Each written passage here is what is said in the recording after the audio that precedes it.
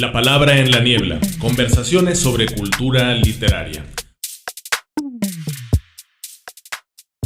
Muy buenos días, mis estimados radioescuchas. Los saludamos desde la ciudad de Jalapa, en Veracruz. Eh, Hoy tenemos un programa muy especial. Yo soy Alejandro Solano. Me encanta saludar a Manuel Escobar, que nos ayuda y hace posible estas conexiones que ahora tenemos hasta internacionales. Ya rebasamos la frontera gracias al Internet y ahora estamos conectados hasta el Caribe, precisamente, donde tenemos algunos radioescuchas y donde esperamos que consigamos más. Ahora con nuestro invitado de hoy, quien es Christopher Vadillo Cabrera. ¿Cómo estás, Christopher? Muy bien, un gusto.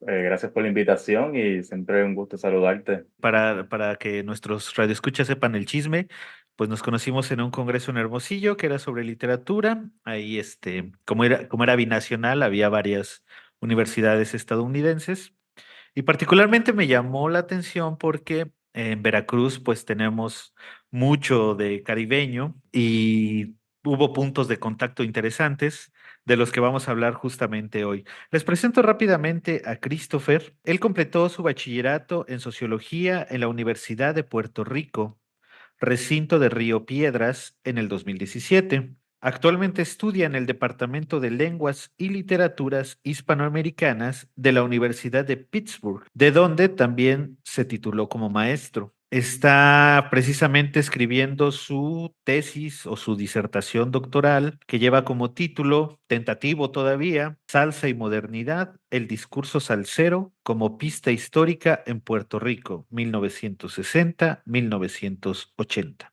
Ha publicado trabajos en revistas como Variaciones Borges y Centro Journal, Center for Puerto Rican Studies del Hunter College. También fue coorganizador de las primeras jornadas críticas de salsa y música afroantillana en el Departamento de Lenguas y Literaturas Hispanoamericanas de la Universidad de Pittsburgh. También le interesan otras áreas de los discursos musicales y literarios, como el rock latinoamericano, la poesía, la literatura caribeña, los estudios del flaner, entre otros caminantes. Además, de entre sus intereses, que el principal es la salsa, él dice que con sus trabajos, particularmente con su tesis, pretende rendirle un pequeño homenaje a esos músicos y cantantes de salsa que lo han acompañado durante toda la vida. Y eso pues es muy bonito porque habla de la identidad, ¿no? Y habla un poco de lo que eres, no solo como individuo, sino también como parte de una sociedad muy específica, que es esta sociedad caribeña, ¿no? Y me gustaría empezar por ahí. Tú estás en la Universidad de Pittsburgh, particularmente en un departamento de estudios hispanoamericanos. ¿Cómo es el interés de la literatura latinoamericana en una universidad anglosajona? Es interesante esa pregunta, no me había planteado, pero creo que toda universidad en Estados Unidos tiene su departamento de estudios hispanoamericanos, o casi todos, la mayoría. Aunque en este punto estamos llegando en un momento en el que los están cerrando, precisamente por la falta de interés o falta de interés de parte de las universidades, de parte de la burocracia universitaria, Ajá. que piensa que estos departamentos no son necesarios o son imprescindibles. No son imprescindibles. El de Pittsburgh tiene una historia importante porque en los años 90, principios de los 2000, ahí trabajaron varios teóricos colonialistas como Cornejo Polar. eh, También estuvo John Beverly, que es muy reconocido por los estudios de colonial o postcoloniales. Y estuvo Spivak también en esa Universidad de Pittsburgh. Oh, ok. Y que hay una fuerte influencia colonial, de literatura colonial, por lo menos en Pittsburgh. Ajá. Eh, y mi departamento es bastante variado, ¿no? Habían varios profesores de Puerto Rico. Recientemente se retiró uno, se llama Juan Duchesne Winter. Hay profesores de Bolivia, profesores argentinos, mexicanos, Ujú. bastante variado, ecléptico. Y precisamente por los distintos lugares de donde provienen los profesores, pues hay una gran variedad de temas, ¿no? Que está el tema, como mencioné ya, colonial, lo caribeño, los estudios queers, la cultura popular, tanto en el cine y la música, Ajá. etcétera. Así que un departamento donde se enfoca desde esos espacios o desde esos temas, esos macro temas de que ya mencioné, el Caribe, etcétera, pues ya va enfocando a las cosas más micro, a la literatura también clásica o a la literatura contemporánea, etcétera. No sé si eso te responde un poco. Sí, claro.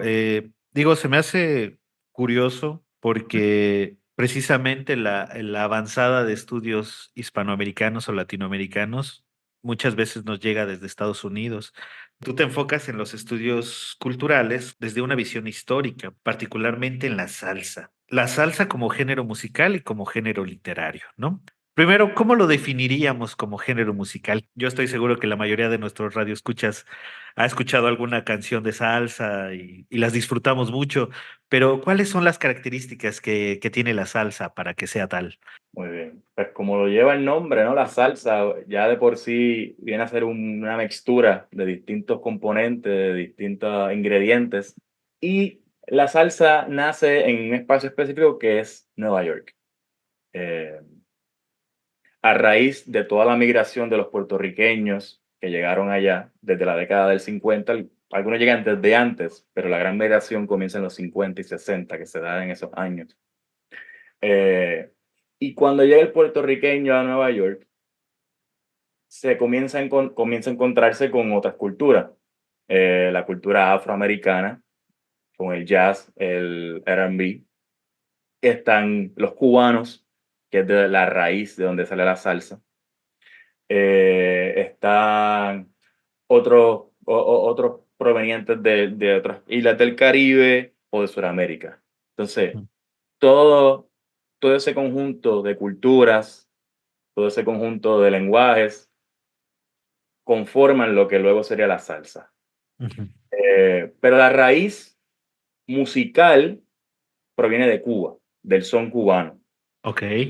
Y la base sería la clave, que toda música cubana tiene esa clave que es lo que se llama el corazón o el latido de toda esa música frontillana, que sería el 2x3 o el 3x2, que suena así. Todo el ritmo de salsa, esa es su zapata, por decir así, esa es la zapata de la salsa.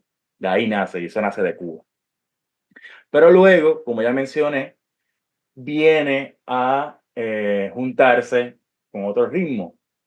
La salsa no es solamente la música cubana, sino eso mezcla con el jazz, Ujú. mezcla con el R&B, eso mezcla con el rock o con los géneros autóctonos puertorriqueños, que es la plena, la bomba y la música típica que viene a ser la música campesina puertorriqueña.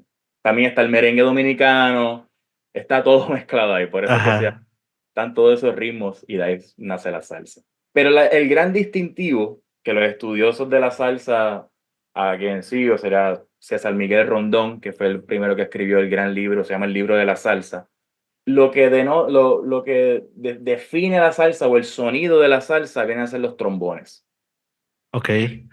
En Cuba, que viene a ser, estaba el son, el guaguancó, casi siempre eran trompetas o flautas. Ya un sonido un poco más lindo, más suave. Pero al llegar a la ciudad, estos músicos que estaban experimentando con toda esta música, añaden el trombón. Uno de los primeros músicos que hace eso es Eddie Palmieri, es pianista. Y añade trombones a la orquesta y comienza a darle un sonido distintivo que de cierto modo imita a esa estridencia de la ciudad. Y esos trombones es lo que de cierto modo van a definir el sonido de la salsa. Luego entre Willy Colón, que es más famoso, ¿no? Sí, sí, Eh, sí. entre otros. Es interesante porque precisamente apela al significado, a la semántica de la palabra, ¿no? A la mixtura de cosas, que esto que se revuelve, pues está fríamente calculado para que suene armónico, por decirlo de algún modo, ¿no? Eso explica por qué la salsa se toca con orquestas, ¿no? Entonces, precisamente porque tiene muchos tipos de sonido. Al mismo tiempo tú lo trabajas, o más bien tu interés es también como un discurso poético popular. ¿Qué hace literaria la salsa desde tu punto de vista? Antes de ir a responderte esa pregunta, voy a hacer una pequeña aclaración, ¿no? Eh, Porque mencionaste que la salsa está fríamente calculada, y Ajá, sí, pero también la salsa tiene espacio para la improvisación, eh, que de ahí es que nacen lo que se llama las descargas. Entonces la salsa oscila entre esos dos reinos, ¿no? Lo fríamente calculado, como lo llamaste tú, ajá, la improvisación, que hay grandes segmentos en canciones en donde hay un solo de piano, o un solo de conga, o los vientos se desparraman y lo que le llaman, comienzan a hacer una moña. La moña significa cuando los vientos, las trompetas y los trombones comienzan a armonizar entre ellos. Por ejemplo, puede estar el trombón haciendo un ritmo, pero la trompeta hace un solo encima de ese ritmo que está haciendo el trombón. Entonces, está ese juego, ¿no? Entre lo calculado y lo libre y lo abierto, ¿no? Esa ujú, improvisación que también tiene la salsa. Ahora, a tu pregunta, ¿no? La salsa siempre, eh, desde casi sus inicios, vino a representar o a narrar las vivencias de la gente en la calle. Esas experiencias del, del emigrante que mencioné anteriormente, esa dureza de la ciudad comienza a ser narrada en esas canciones de salsa. De cierto modo, la salsa está muy ligada a la crónica, se puede ujú. decir. Incluso creo el subtítulo del gran libro de la salsa, que se llama así, el libro de la salsa, lleva crónica, crónica de un Caribe, olvidé el título ahora, pero lleva el nombre crónica ahí. Desde su nacimiento, la salsa está ligada a la narración, a las narraciones, a los cuentos de esta gente que vivía en estos espacios. Así que está bien ligada a la crónica y a la poesía también. Precisamente la crónica es un género que oscila entre el periodismo y la poesía. Está entre medio de los dos. Se da la libertad, ¿no?, de narrar lo que está sucediendo en la calle, lo que la gente está viviendo, no sé, que no puede tomar el tren, por ejemplo, hay una canción que se llama así, ¿no? Va tarde, el tren no llega, Ajá. quiere llegar a mi casa, ¿qué pasa? ¿No? Tiene esa referencia al periodismo, a narrar lo que está sucediendo, pero a la misma vez tiene la libertad en ponerlo dentro de un discurso literario o más libre. No se limita a la factualidad de los hechos, sino también hay una ficcionalización o un juego de palabras, o también el ritmo en que está escrita las canciones, no solamente el ritmo musical, sino el ritmo de la letra. Así que por ahí va, sí, sí. Ok, entonces es un género narrativo, poético narrativo y popular, ¿no? Sí. Bueno, vamos a hacer nuestro primer corte del día para darle paso al rollito cultural de Edgar Rodríguez y regresamos con el maestro Christopher Vadillo para seguir hablando sobre la salsa. Muchas gracias.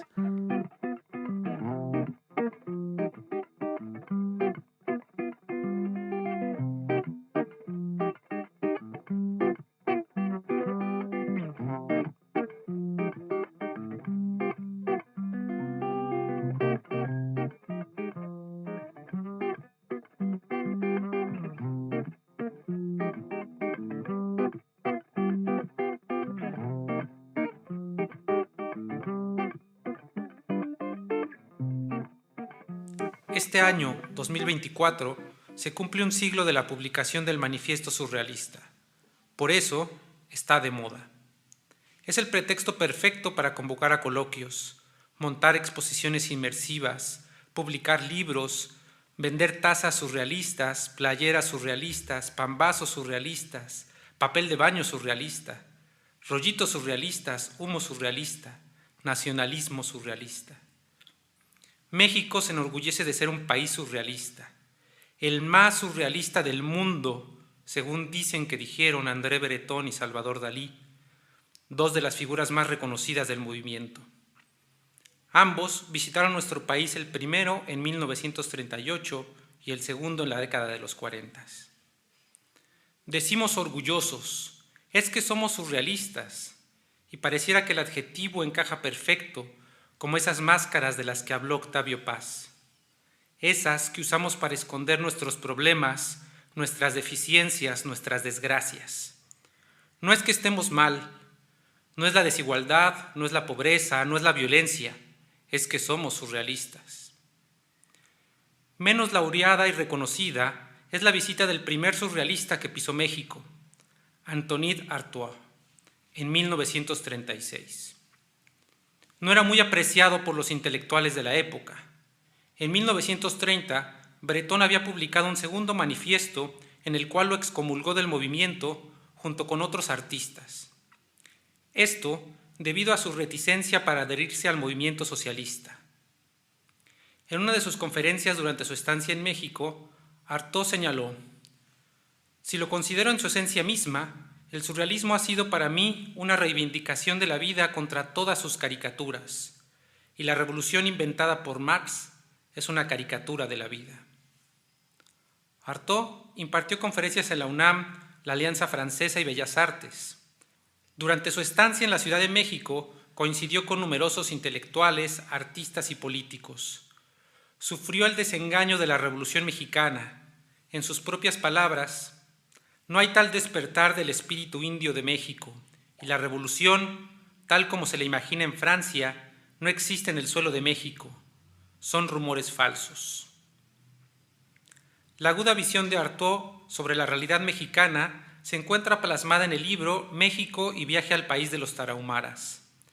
Aquí narra su experiencia en la Sierra Tarahumara y durante el ritual del peyote, así como sus impresiones sobre la cultura en México, tanto en la provincia como en la capital del país.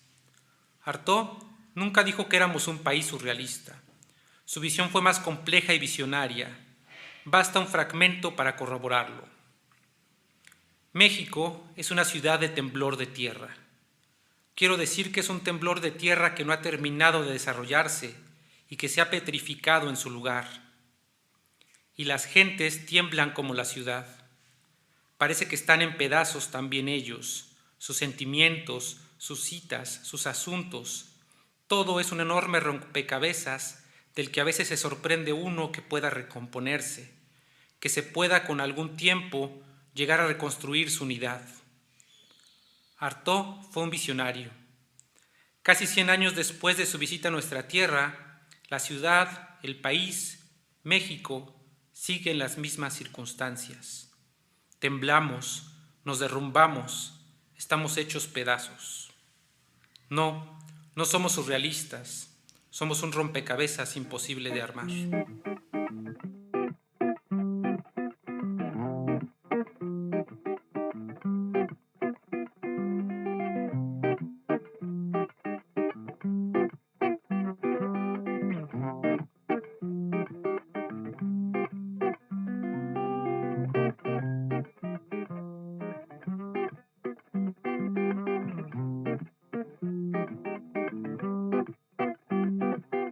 Volvemos a su programa literario de confianza, La Palabra en la Niebla, conversaciones sobre cultura literaria. Estamos hablando con Christopher Vadillo acerca de la salsa como género literario, precisamente como género musical y género literario. Entonces, la salsa aquí tú la estás viendo como un documento que habla sobre qué, qué retrata este documento, solamente la vida del pueblo o tiene otro tipo de relaciones con la sociedad.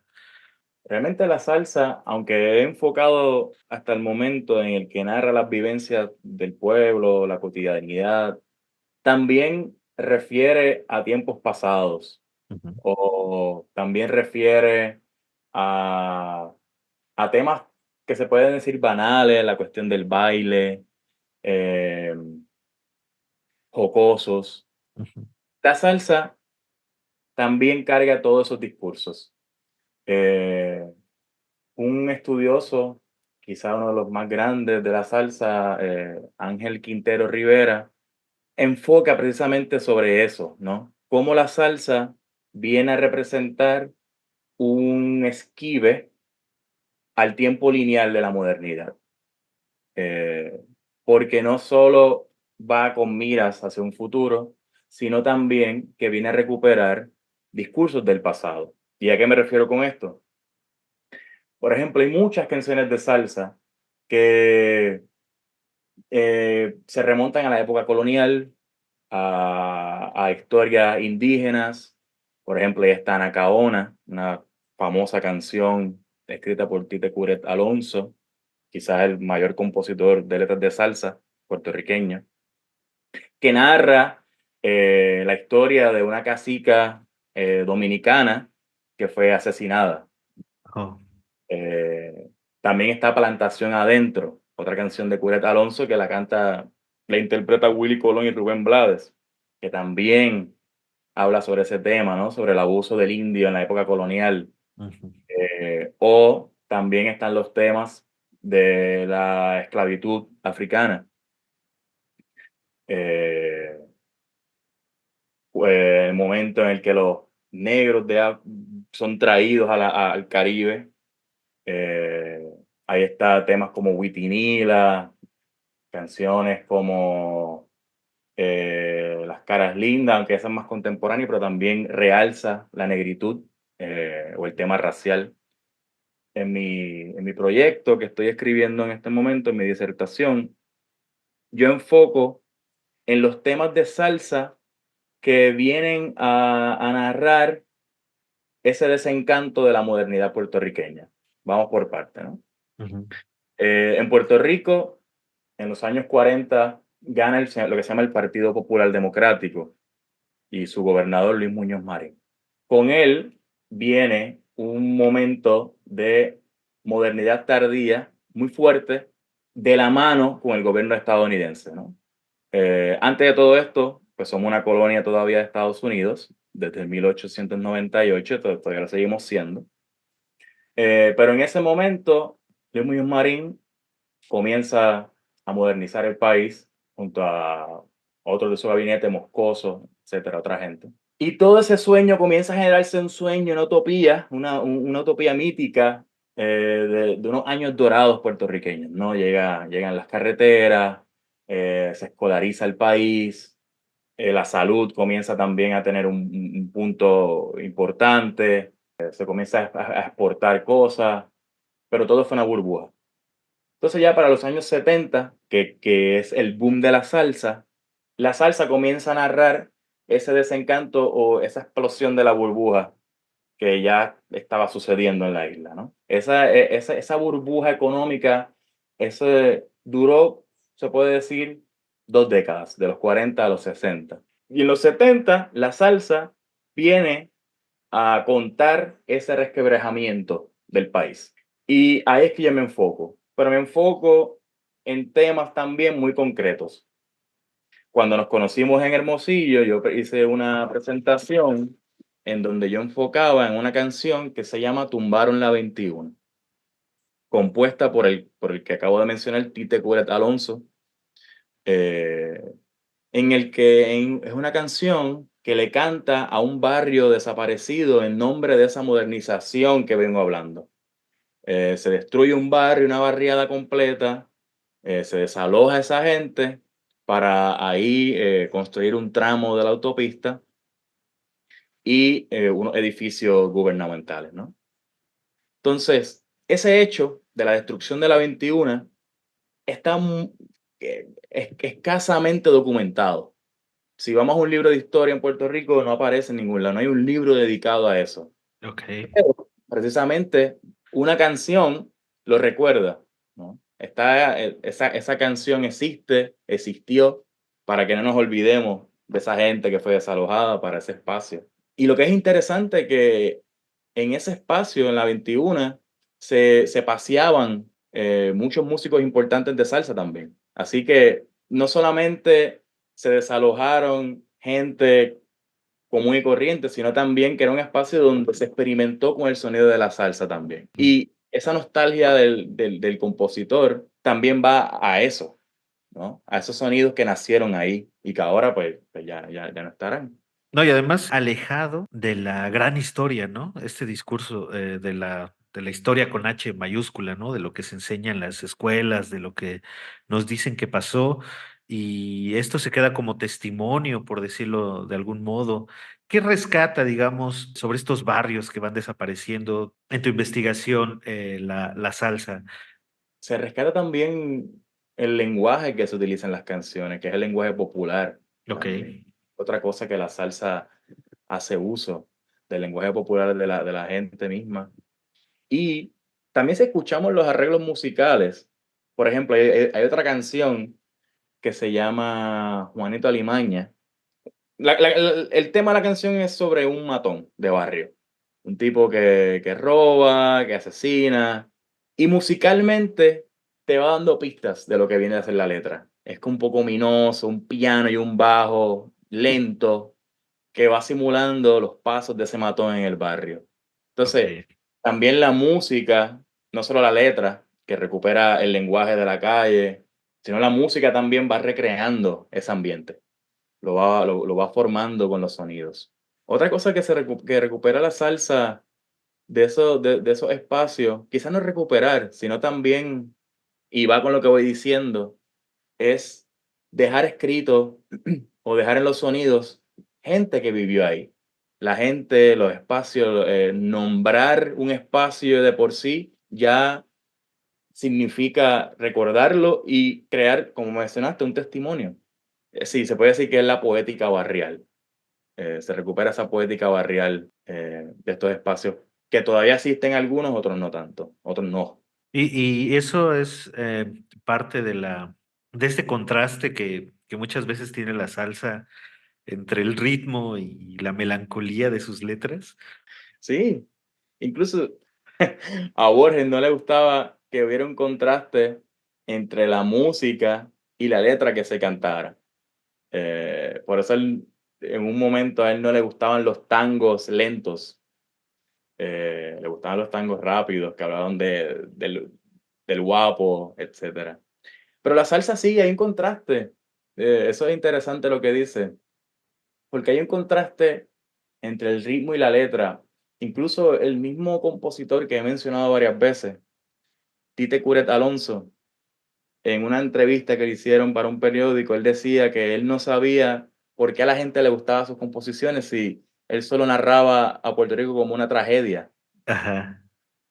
Entonces, está esa tragedia escrita, pero los ritmos es otra cosa, es un ritmo festivo, aunque puede ser lento también a veces, depende. Es curioso y es interesante, ¿no? Y también me llama la atención no solo el enfoque histórico y cultural que tú le das a tu investigación, sino también este enfoque de identidad que tienes, ¿no? Porque incluso tú lo llamas un homenaje a esos salseros que han influido no solo en tu vida, sino en tu sociedad. De qué modo esto ha sido íntimo para ti como investigador más allá de los libros, ¿no? De una manera más personal. Es interesante porque yo vengo de una generación joven en el que la salsa ya no era la música popular por excelencia que se escuchaba en las calles, sino yo vengo de una generación donde es el reggaetón, ¿no? Ajá. Toda mi generación, todas mis amistades nacimos y escuchaban reggaetón. Yo, en cambio, con otro compañero, Ángel, si alguna vez escucha esto, Ángel Arocho, nos pasábamos horas escuchando salsa, horas, y compartiendo los discos que conseguíamos en la semana y buscando información. De cierto modo, es también toda la información que he tenido guardada desde hace más de 15 20 años, la he venido a soltar aquí en esta escritura. Es también un encuentro con esos discos que vengo escuchando desde hace tanto tiempo y los escucho de otra forma ahora. Es una evolución de mi propia escucha y lo he plasmado, o sea, ahí en la escritura. Y voy comparando, ¿no? Cómo la escuchaba cuando era un más joven a cómo la escucho ahora, lo que entiendo ahora y no entendía antes. Por ejemplo, Hay una canción de Rubén Blades que se llama Desapariciones. Y yo de chiquito me encantaba porque narraba cosas y mencionaba nombres de gente y me llamaba la atención la historia que iba contando. Pero no sabía que tenía que ver con los desaparecidos de las dictaduras del Cono Sur en los 70. Entonces, lo mismo ocurre con otras canciones que estoy trabajando como tal, como Juanito Alimaña, que siempre la escuché desde chico, Pedro Navaja, etcétera, ¿no? Que ya toman otra dimensión. Y es un encuentro conmigo mismo y con mis modos de escuchar una canción o los sonidos que también emanan de esa canción. Así que ha sido un ejercicio muy interesante, sí. Bueno, vamos a hacer un segundo corte para escuchar lo que tiene que decirnos Jackie Fitz en su rollito cultural y regresamos para seguir platicando con el maestro Christopher Vadillo en La Palabra en la Niebla, conversaciones sobre cultura literaria. No se despeguen.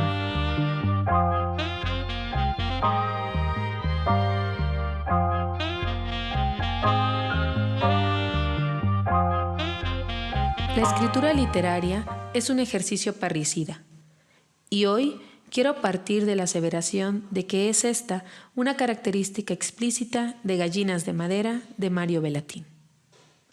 Gallinas de Madera incluye 2 textos que pueden ser leídos como novelas cortas, independientes y de estirpe metaliteraria.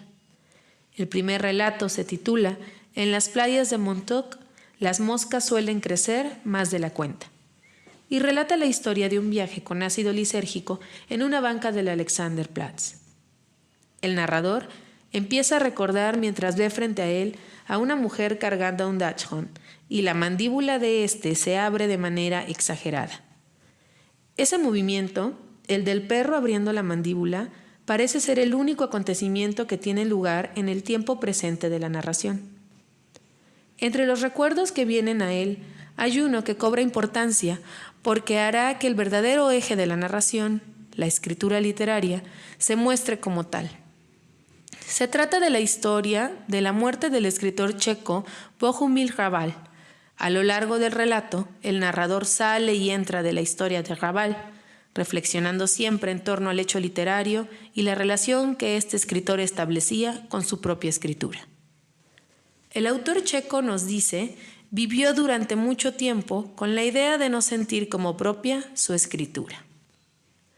Cuando la voz narrativa del primer relato de Gallinas de Madera cuenta sobre la poética de Bohumil, nos habla de correcciones interminables, manuscritos originales repartidos entre conocidos y de una palabra que, cito, ya no se comía a sí misma. Fin de cita. Esta revelación de la poética hrabaliana se nos cuenta al tiempo que se narra la última novela en la que trabajó el autor y que también llevaba por nombre Gallinas de Madera. La segunda novela corta contenida en esta obra de Bellatín es En el ropero del señor Bernard falta el traje que más detesta. En este segundo relato de Gallinas de Madera es aún más evidente que lo que se narra es la escritura misma. Los acontecimientos giran en torno a la literatura y su recepción en distintos modos. Los más en una actitud de rechazo por no comprender que la creación de obras literarias asombrosas implica una escritura que trata de erigirse como diferente, aunque la sustenten ecos del pasado. En palabras de Bellatín, se trata de ir siempre en contra de los padres. A uno puede gustarle la obra de alguien del siglo anterior, pero eso no implica reproducirla. Todo lo contrario, se intenta muchas veces destruirla. En estas líneas, el narrador del relato se posiciona ante la dinámica de la escritura, la repetición de fórmulas y la búsqueda de un estilo propio. Aquí está la clave de uno de los parangones establecidos por el propio autor. El segundo texto contenido en Gallinas de Madera es la reescritura de una plática sostenida con Alain Robbe-Grillet en lo que fue la última conversación pública del escritor francés. En 2008, Mario Bellatín entrevistó a Robbe-Grillet, justo una semana antes de que éste falleciera. Durante la charla, el escritor y cineasta dilucidó sobre los momentos de la escritura, habló del movimiento literario conocido como Le Nouveau Roman y de características propias de la escritura etiquetada bajo este movimiento. Para Robbe-Grillet, al escribir, cito, hay una voluntad de renovación e incluso de revolución. Fin de cita. Esta y otras frases son incluidas de manera textual en el relato de Belatín, siguiendo una premisa que coloca en la misma narración, acaso como una suerte de revelación de su propia poética.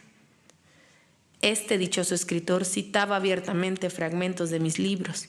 No mencionaba, eso sí, ni los títulos ni mi nombre. Esto nos lleva de vuelta a esa búsqueda circular, a la concepción de una literatura parricida. Para Mario Bellatin, nombre del narrador del segundo relato, y aquí se hace un guiño a la característica de los autores de la Nouvelle Romane que incluían personajes cuyo nombre era el propio, la escritura es ese, cito, buscar las palabras de personas que están en la morgue de los recuerdos. Fin de cita. Aquí tiene lugar una reflexión más en torno al ejercicio escritural. El vínculo de la ficción con la memoria. Roland Barthes, en El placer del texto, 1993, se aproxima a las formas en las que la escritura se hace escuchar. A propósito del texto literario, dice, produce en mí el mejor placer si llega a hacerse escuchar indirectamente. Si leyéndolo me siento obligado a levantar la cabeza a menudo, a escuchar otra cosa. Fin de cita. Este es tal vez la intención de la búsqueda de esos escritores que piensan al hecho literario como un todo, paradójicamente compuesto de rupturas en las que tienen cabida ecos de otros textos, que al hacerse escuchar indirectamente provocan placer al lector y reafirman la naturaleza colectiva de la escritura, rescatando las presencias ausentes.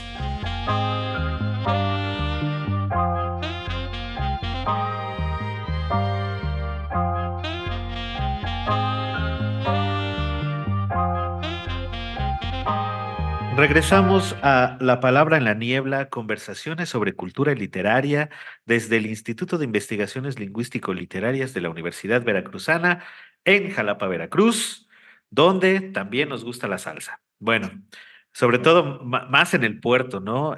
Incluso hay un festival anual de salsa y hay un edificio llamado El Salsódromo en el puerto específicamente. Y estábamos hablando justamente de la identidad, ¿no? De cómo ha sido enfrentar a estas canciones que escuchabas desde pequeño y que ahora se vuelven objeto de análisis.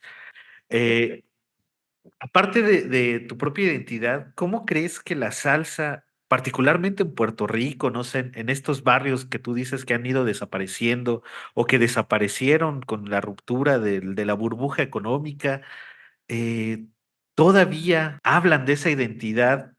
Todavía hay gente que se identifica con esa cultura, que escucha estas canciones y siente que habla de ellos, o ya, dices tú, solo se queda para el estudio histórico, sobre todo para las nuevas generaciones. Es un flanco de mi disertación que todavía no he podido, de cierto modo, extenderme, ¿no? Pero si uno va, por ejemplo, a los videos en YouTube y va a los comentarios, todavía hay mucha gente que escribe, yo viví en ese espacio, qué lindo recuerdo, estuve ahí, o saludos a tal persona que fue mi vecino en la calle tal, que se menciona en esta canción. Todavía hay una identificación con esos espacios, una identificación con las canciones que los nombraban en esos momentos.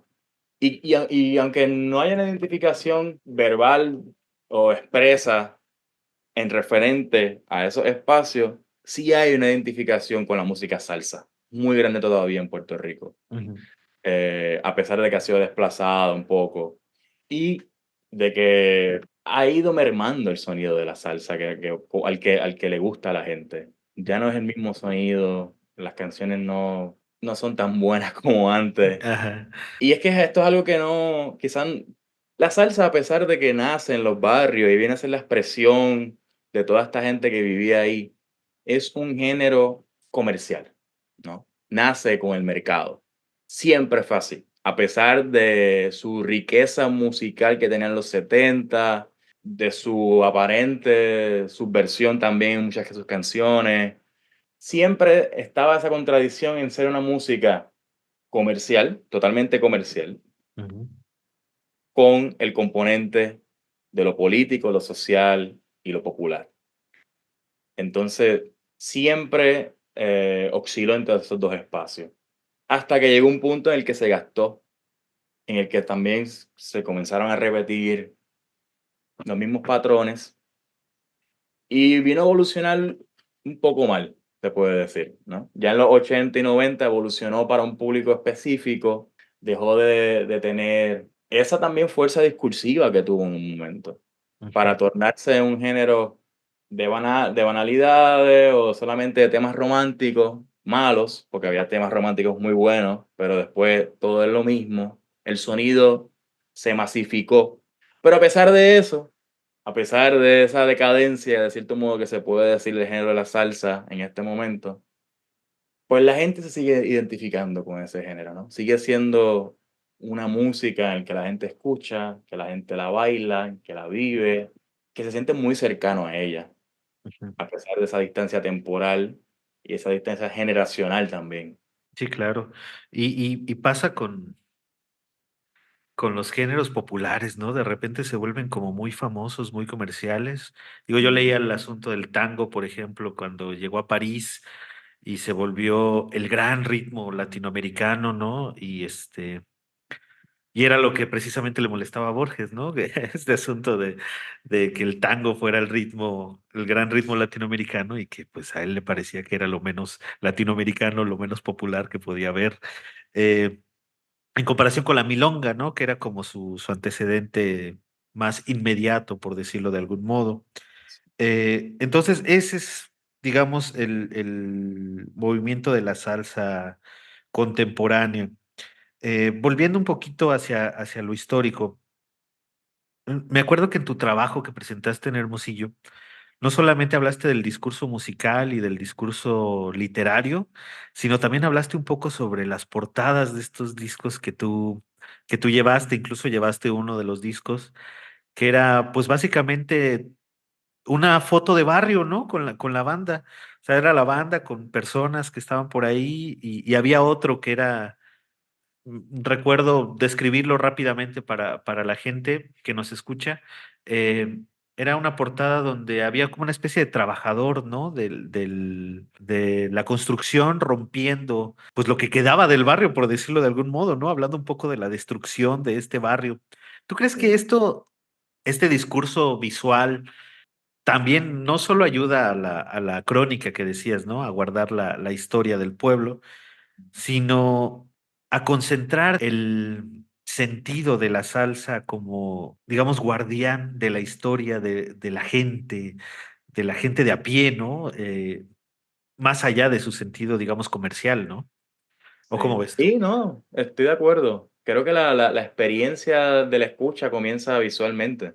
O sea, ya la carátula es una apertura a lo que vas a escuchar.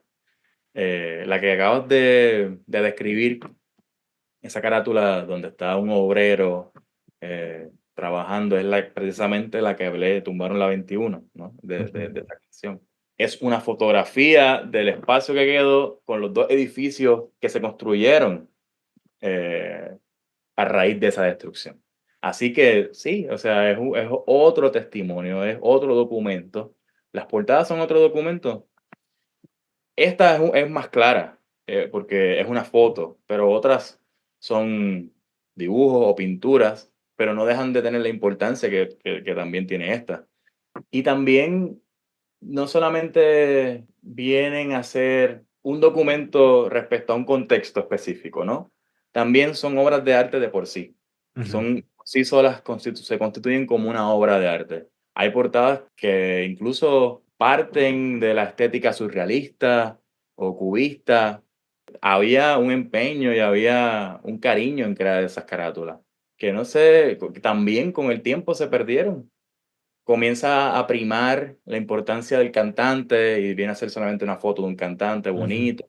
Siempre la hubo, antes también, con Héctor Lavoe, una famosa carátula que es solamente su cara, pero variaban, ¿no? Habían carátulas que eran súper llamativas y que también no solo jugaban como un documento histórico o fungían como documento histórico, perdón, sino también que jugaban con las dinámicas del mercado. Por ejemplo, hay una carátula famosísima de Willy Colón, que es el disco que se llama Cosa Nuestra, en donde aparece con un cuerpo tirado en una carátula bastante cruda, un cuerpo enrollado en una, como una manta, se lo sabe en sus Ajá. pies, y está a punto de tirarla en el lago, en un río, perdón. Y se ve él con su trombón como si fuera su arma. Es una carátula que comienza a imitar esa estética de la mafia, jugando con ese mercado, con ese mercado cinematográfico de lo que vienen a ser las películas de mafia, resignificando esa idea del latino peligroso, jugando con esa idea de que un estereotipo totalmente perverso de que eran peligrosos, de que todos eran bandoleros. Esa carátula, como la de Tumbaron la 21, que viene a ser un documento importante, histórico, y otras carátulas también que juegan con el mercado y tienen otro tipo de función, más llamativas. Al final para vender los discos, ¿no? Porque como dices, es el primer contacto que tienes con el disco, ¿no? Y ahora, ¿cómo es la situación pensando en que pues lo encuentras en Spotify o sea, ya es más abierto, por decirlo así, el mercado, Sí. pero pues no deja de tener su importancia, ¿no? La salsa. ¿Te refieres a la facilidad de encontrar esa música de antes o la que se produce nueva ahora que va directamente a las plataformas digitales? Si quieres, primero, si hay facilidad para encontrar esta música que es histórica, ¿no? Un documento histórico artístico. ¿Se pueden encontrar estas canciones? Sí, realmente creo que yo no podría haber hecho esta tesis en los 90, por ejemplo. Si Ujú. hubiera nacido en otra época y tuviera esta edad que tengo ahora en los años 90, hubiera sido muy difícil para mí, o por lo menos el enfoque que yo le quiero dar y las canciones que yo quiero trabajar. Porque muchas de esas canciones eran bien difíciles conseguirlas hace, no sé, 20 años. Pero hoy día tú pones el nombre y te aparece en YouTube o en Spotify, que Ujú. facilita el estudio, facilita el acceso. Aunque se pierde también la idea de una carátula del disco, ¿no? Ese disco de pasta o el CD también, que también valía casi, es lo mismo, ¿verdad? Como documento. A los músicos nuevos, a las orquestas nuevas, también hay algunas, por ejemplo, es que no, los radioescuchas o los que van a escuchar este podcast no van a ver mi camisa, pero tengo una camisa que dice Orquesta El Macabeo, Ajá. que para mí es la, la orquesta más completa en la actualidad en Puerto Rico. Completa en el sentido en el que todavía mantiene la fuerza del sonido de los 70 y finales de los 80 y finales de los 70, perdón, principios de los 80. Y también tienen en su discurso el tono jocoso, que también la salsa lo tenía, con el discurso político y social. Se aleja de lo que vino a ser la salsa de los 90 y los 2000, en donde todo era en referente a temas románticos. La Orquesta Macabeo viene a recuperar esa idea de una salsa como la crónica, que empezamos a hablar, y como un discurso también que recupera el lenguaje del pueblo, que también se había perdido, o de la gente común, y, que y también un sonido fuerte, bonito, con buenos arreglos. Y también ellos se esmeran un poco en hacer buenas portadas. Aunque vayan a Spotify, pero también también sacan productos también en análogo, los CD y los Ajá. discos. Que hay un regreso Sí. del disco también. Hay un regreso fuerte. La nostalgia vende, ¿no? Que también es otro mercado. Y es interesante que lo digas porque pensamos, por ejemplo, en la música solo como entretenimiento, incluso pensamos en la literatura solamente como entretenimiento, ¿no? Pero hay factores sociales que están detrás de estos productos culturales y que muchas veces incluso apelan a ideologías políticas, sociales, ¿no? Y los músicos han sido terriblemente perseguidos en Latinoamérica. Entonces, los músicos muchas veces han sido y los cantantes han sido la primera, digamos, defensa social a través de su arte, ¿no? ¿Cómo recibe esto un mundo tan comercial y más el mundo de los Estados Unidos, ¿no? Que tiene esta fama de banalizar estos productos. No entran al mainstream. Y si entran, el capital busca la forma de subsumirlo dentro de su lógica. Y eso es lo que decía Mark Fisher, un teórico inglés, que tiene un libro muy bueno que se llama Realismo Capitalista, eh, en donde precisamente hablando de la figura de Kurt Cobain, dice que como de cierto modo fue la última figura que Kurt Cobain, sabiéndolo, era subversivo, pero a la misma vez MTV o las grandes compañías de música lo doblegaron a su reino. Ujú. Pero a la misma vez, Mark Fisher, reconociendo esto, sabía que Kurt Cobain venía a representar esa última, no sé si cómo llamarle, esa última facción o ese otro lado de la música alternativa indie o subversiva o política. Ajá. Yo no sé si ya hay espacio para eso hoy día, yo siendo un poco pesimista. Existe, pero ya no causan el efecto. Creo que toda música ya está dentro de esa lógica del capital. Aunque sus discursos vayan en contra de él, igual que las vanguardias en un momento, todas terminan dentro de esa lógica. Lo que no sé, se vende esa lucha o se vende esa postura política también. Como pasó, como ya todos sabemos, con las camisas del Che Guevara, etcétera, también pasa con la música. Aunque soy un poco pesimista, no sé si tienen un efecto, no sé cómo la gente los toma. Los toman como un mercado cultural, ¿sabes? Se toma así. Ok. Sí, sí, sí es un poco pesimista. Pero ¿qué le vamos a hacer? Nosotros estamos transmitiendo por Spotify. Exacto. No tengo una respuesta optimista para eso. Quizá en un futuro vaya a cambiar de perspectiva y lea otras cosas o vea otras cosas y tenga una respuesta más optimista, pero en este momento, en este preciso momento, estoy con la teoría de Fisher de que la música, aunque tenga esa capacidad política, es subsumida por las lógicas del capital. Claro, sí, ¿no? Y es un producto comercial, ¿no? Al final de cuentas, como decías, la salsa se convirtió en esta avanzada latina digamos, la comercialización de lo latino, ¿no? En primera instancia. Y cuando llegan los Estefan, ¿no? Y Celia Cruz y lo convierten en Miami Sound Machine, pues más comercial se vuelve, ¿no? ¿Cierto, David? Aunque Celia venía desde Cuba, desde los 50, 60 cantando y estuvo en el boom de la salsa en los 70. Igual también Celia fue un asset, por decir así, de la Fania, que no hablamos, ya no sé si tenemos tiempo, pero la Fania es precisamente un antes y un después de la salsa. La comercializa y la lleva a rincones donde nunca había llegado y donde no era pensable llegar ese sonido, pero a la misma vez tiene los elementos y los buenos músicos y la libertad para que crearan un producto de calidad. Con la Fania ocurre ese fenómeno de que la compañía le da cierta libertad a sus músicos de que hicieran lo que quisieran, experimentaran, hicieran sonidos vanguardistas y discos vanguardistas de salsa dentro de Fania, pero a la misma vez era un producto de ellos, o sea, ellos eran los que lo comercializaban, los que lo vendían. El concepto de salsa es un concepto que nace para simplificar el acceso a estos sonidos, Ujú.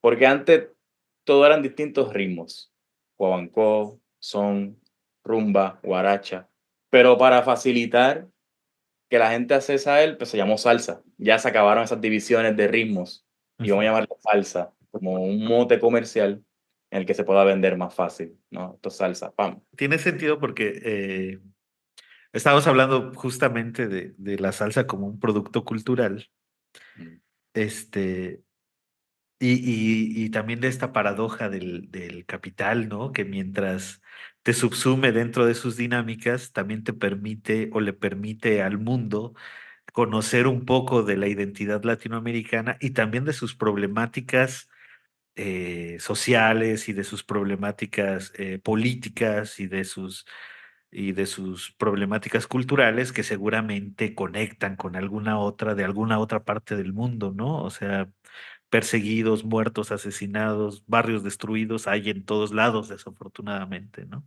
Totalmente, totalmente. ¿Algo más que quieras agregar, mi estimado Christopher? Sí, creo que la salsa, y para finalizar, tratando de ser un poco optimista, está teniendo un resurgir, pero ahora son los jóvenes también los que la mantienen viva ya, Ujú. y por lo menos se sigue haciendo. Bueno, quizás de ese lado podemos ser optimistas de que se siga haciendo salsa, aunque no guste tanto al público, quizás siga evolucionando y estos músicos jóvenes pues lleguen a hacer algo que apele quizás a un mayor público. Y en ese tono un poco optimista, pesimista, creo que podemos finalizar. Pues te agradecemos mucho, Christopher, tu disposición a esta entrevista de Puerto Rico hasta Veracruz, México. Digo, para nosotros ha sido un placer escucharte. Pues esperamos que algún día nos visites. Y pues eso sería todo por el día de hoy, mis estimados radioescuchas. Espero que nos estén siguiendo ya en Facebook, en Instagram. Recuerden La Palabra en la Niebla, conversaciones sobre cultura literaria. Gracias. Muchas gracias. La Palabra en la Niebla. Conversaciones sobre cultura literaria es una producción del Instituto de Investigaciones Lingüístico-Literarias de la Universidad Veracruzana. Dirección y locución, Alejandro Solano. Controles y apoyo técnico, Manuel Escobar. Edición, Naomi Tanamachi. Enlace y divulgación, Soledad Colorado. Cortinilla de entrada, Alejandro García.